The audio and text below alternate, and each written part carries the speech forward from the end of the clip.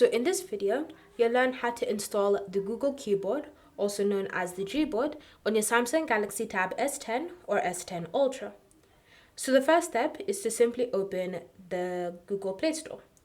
From here, you then want to use the search function and you want to type in the word Gboard and then select search.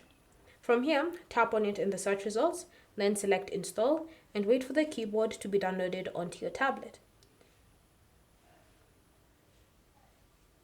Once it's been downloaded, you can tap on open to launch it, or you can just navigate back to the App Store or the home screen, look for the app icon from there and tap on it to launch it.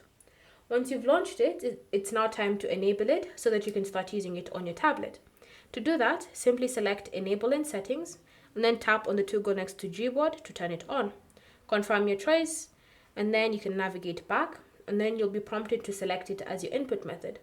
So this basically means just switching from the default Samsung keyboard to your Google keyboard.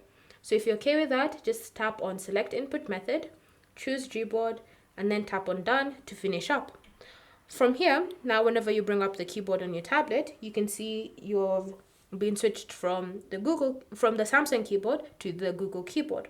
You'll also notice that if you ever launch the Gboard app on your tablet, you have all sorts of customizations that you can do.